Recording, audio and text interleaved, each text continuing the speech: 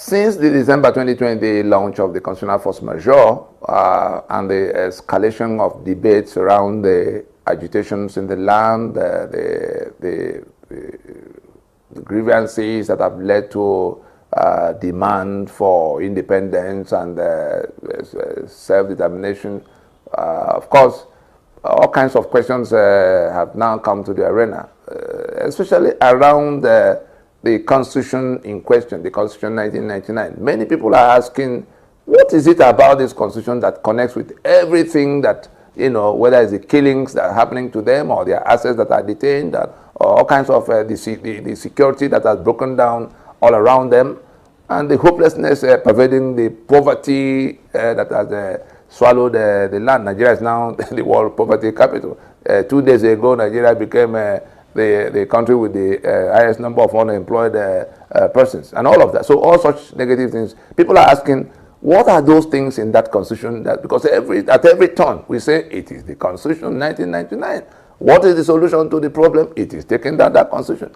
So we've come now to provide some general answers to some of those inquiries, particularly the specific provisions, so that people can see that there are provisions in that Constitution directly responsible for the shackles on their legs, the manacles on their hands, and all of what has brought about all the things they are talking about. So let's take it from the preamble and go all the way down to the end, where you find the exclusive list, so that for every part they can see what is it that is responsible for what they want to escape from, to now realize that it is the taking down of that Constitution that is the beginning of the solution to their problem, whether they want out of the Union entirely or they want autonomy to a certain degree, which is not present at this time, or they want just good governance, whatever, or end to corruption. Whatever it is you want different from what you are seeing, the starting point is to help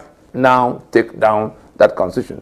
The preamble, for instance, is where the question of our sovereignty, how Nigeria took over our lands and called it Nigeria and refusing to talk with us. The preamble that says we the people have solemnly resolved to live in unity as one indivisible country called Nigeria is like the memo of a company. You know, the memo and articles, because the preamble, the constitution to the country is like the memo and articles to the company. The memo creates the company. That's where Johnson, Jude, and Jeremiah come together to form John Jude Limited. The articles is where the relationship between those three as the owners of the company are defined. Who brings what, who takes what, how will new people join them, how will they exit, how will they treat their profits or their debts, and how do they wind up or branch into other businesses. Everything they have to do as the owners of that company is what you find in the articles. In the same way, the Constitution sets out the general agreement of how we become the Union. And so that preamble that says we the people means we the Ijaw, we the Ogoni, we the Fulani, we the Tiv, having solemnly resolved, it means that is the point at which we submit our lands and our people into the Union. Then it comes to the closing part in that same preamble to say, do hereby make and give unto ourselves the following Constitution. That is now the articles. Who is going to be governor, who is going to be senator, what tenure, who is going to control what in that Union of Nigeria, assets, citizenship, right of this and left of that. And so it is that preamble, that make you Nigerian. It is that preamble that brings your land, into the union of death called Nigeria. And that is your signature right there, authorizing your own damnation. Everything you complain about in the rest of the Constitution, whether it is the 36 states into which the 4 regions were now fractured, or the seizure of the assets of those regions by the federal government, now compiled in those 68 items of exclusive list, or the corruption provision, the provisions that fuel corruption, that authorize corruption, and give immunity to the beneficiaries of corruption, or the infrastructural decay that is occasioned by the fact that those who are in need of the infrastructure are forbidden by that Constitution from building them. In all of it, everything that has gone wrong that is now responsible for all these outcomes we are seeing, flow from that authorization from you, that is how you want to live. If you want to understand how that preamble affects everything, just add to it that it is a lie that we the people have resolved to live together. If you add the word "it is a lie," that if you add those words, "it is a lie," you will then see the full meaning. Then you come down to the do hereby make. You say it is also a lie that we make and give unto ourselves the following constitution. And that preamble applies to every single provision of that constitution. If you want to know the gravity of it, you come to oil and gas that is on the exclusive list, for instance. You take that preamble to say, we the Ijaw people have solemnly resolved to live with the Fulani in this manner, such that this oil and gas we also hereby accept that the oil and gas will belong to the Gawa people. That is what that preamble applies. You come to the appropriation provision that give the spare key to the president and the governors, the spare key to the treasury. You again bring the preamble to say, we have all agreed that this president should have the spare key to the treasury. We have all agreed that this governor should have the spare key to the treasury. You come to 308, you say, we have all agreed that those who are in control of this treasury should not be accountable to us. Even if they kill us, well, we have to endure it. That preamble applies to, we have all agreed that we will live in a formation of 36 states in which the federal government can be in charge of everything. We have all agreed, that's exclusive list. We have all agreed to be in 7 and 4 local government areas in which Kano can have 44 units and Bayelsa have 8 units, with all its implications for representation at the National Assembly and resource allocation. So when you hear about preamble, that is the point at which your signature has been put on a document that took all your assets. So when we invite you to come and join in taking that damn constitution, we're inviting you to come to retrieve your signature so that you can retrieve your sovereignty. It is that preamble that sees your sovereignty. Then you come to the next one of the formations in which we live, the 36 states, the 7 and 4 local government areas, because they are all listed in those first few sections of the Constitution. You come to section 6, section 6C, that says that nullifies the whole of your benefit as citizens, listed in chapter 2. Every good thing that is your own share of the social contract. The Constitution is the social contract. There were things you looked forward to in submitting your sovereignty to a bigger union, so that you can get security, you can get welfare, you can get equal treatment in that union. You can get, all the things that are supposed to be for the citizen, healthcare, school system. Section 6, subsection 6C, nullifies it because it makes it discretionary to those in government. It says they can do only at their own, only as is convenient for them. So you do not have a legal recourse against them if they don't do. And so, bottom line, the government does not owe you any obligation. Everything listed for you is put at their discretion. If they don't do it, well, you only go and cry in your closet. If they do it, you have to kneel down and thank them. They are doing it out of make of human kindness, going by that. You come to section 6, subsection 6D. There's a period of 33 years listed from 15th of January 1966 to the 29th of May in 1999. 33 years of immunity. All atrocities committed by people who govern Nigeria, particularly in the military era, everything they did in that period to hijack everybody's assets that have now become oil blocks from Niger Delta or some of the big farms we have around today, including the one in Ota. It is Land Use Act that they use to take everybody's assets. Petroleum Act, we see people going to stand around in Abuja now talking about petroleum industry bill. You know, all those things that were done by which these assets, economic assets, were confiscated and shared as allocations. That's how Dangote is in control of half of the port of Lagos. That's how Atiku through Intel is in control of half of the port in Port Harcourt. Allocations, all kinds of things. Everything done in that period. Section 6, subsection 6D, grants immunity to the beneficiaries. See, the jurisdiction of the court does not extend to looking into whatever happened in that period. That is the foundation of the impunity we complain about today, because the beneficiaries of the atrocities of that period are richer than many governments across the world today. But we cannot probe. Even people who kill their neighbors to take their assets, the children are still alive, seeing those assets. They say you can't look at it. The courts cannot listen to you when you come. Those are the things. And you go from there to the appropriation provisions that give in section 81 says the president should go to get authorization for expenditure from the treasury, from National Assembly. And section 82 that allows him to go running government, spending money. Every money you find in the treasury can be taken out through the loopholes created in that very provision. The president can take everything he finds in the treasury for any purpose. National Assembly will not be able, because it says subject to 50%, that is subject to what was approved the year before. So the president just put a bogus figure. That is what you see Ghana must go that happens at appropriation. They put a bogus figure and take 50% of it. Any amount you find in the treasury that comes under 50%, they can take without recourse to anybody. I want young people to confront lawyers, the senior advocates, the professors of law, wherever you find them. These are specific provisions that are responsible for the things happening to everybody. The corruption we see is because that spare key was provided for the heads of the executive branch deliberately to facilitate their access to the treasury, to take out all the money.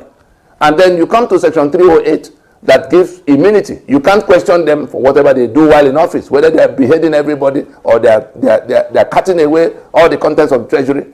These are all the things that have worked together to bring us to where we are.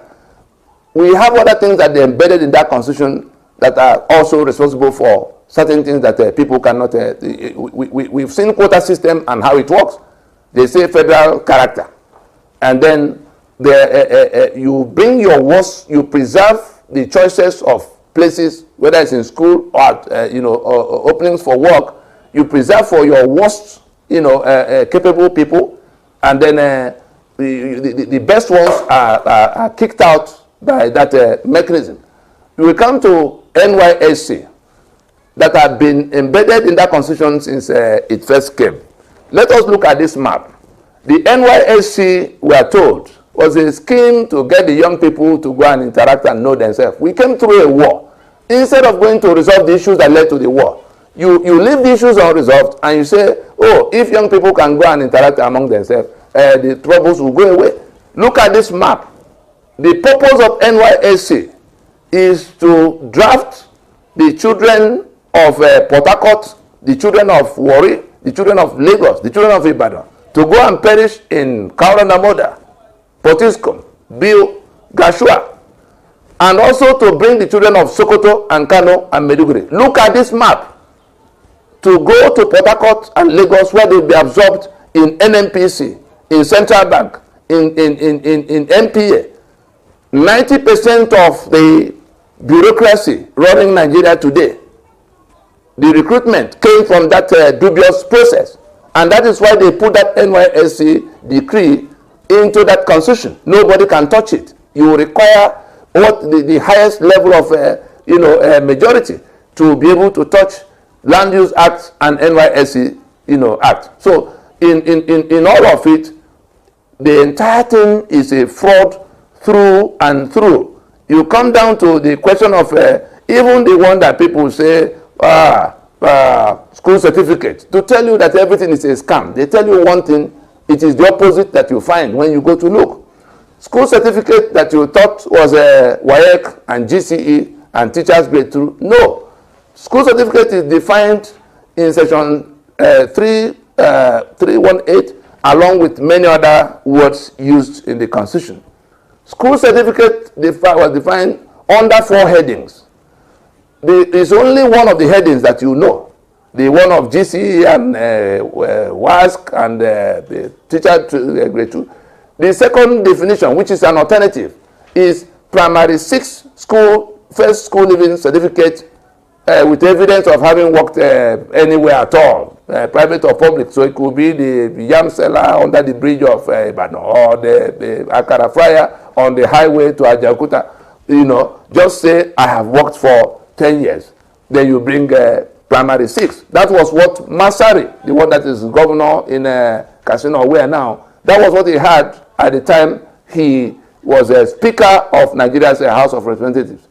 Below that, you now come to where you have the one I just talked about, primary 6, is the third one. The second one is evidence of having been in any school that could have conducted the exam. So if you're a school dropout, whether dropout in class 1 or class 2, if you can bring evidence that you were once in a Hope Rising secondary school, that is qualification by that definition.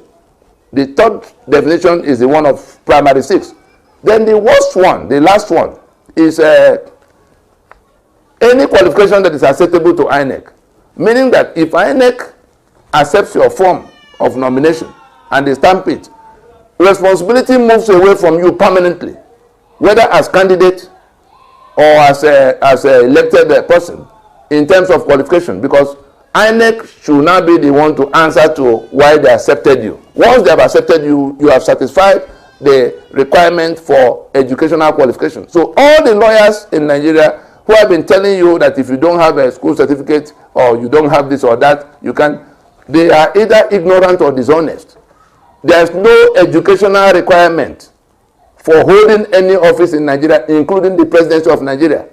That is in black and white the meaning assigned to school certificate. So when you take it through all of these sections we talked about, you then go to the exclusive list to see that it is because the refineries are on that exclusive list that it becomes the business of the federal government only, which can then destroy the 4 refineries, license Dangote in monopoly, lock out everybody else, and then you don't have a... If nothing happens to that constitution, nothing will improve in security, nothing will improve in infrastructure, nothing will improve in the fight against corruption. That constitution, for every single thing we've listed so far, that constitution must go down before you can get relief.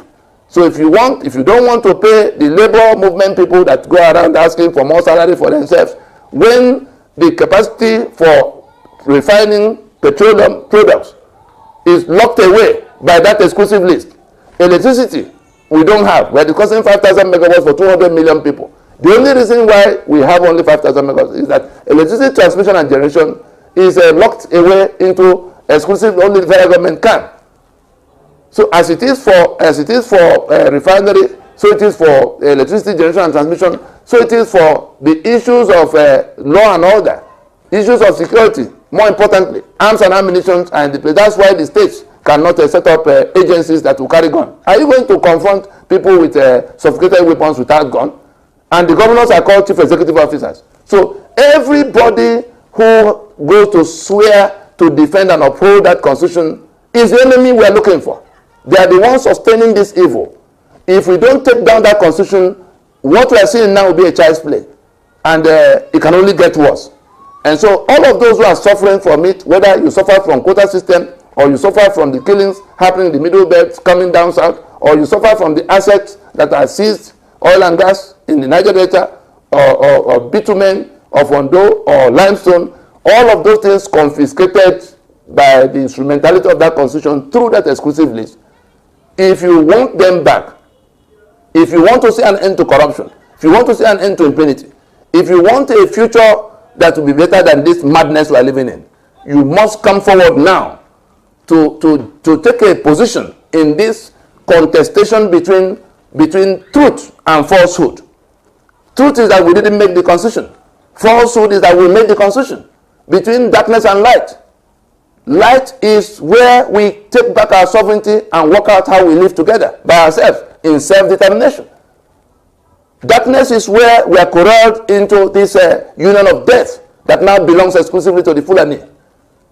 If you are from this alliance territory and you are not taking a position, whether you are in the church or you are in the media, or you join them in all this type of dubious arguments they put forward all the time, calling terror bandit, you better come forward now because the young people are listening.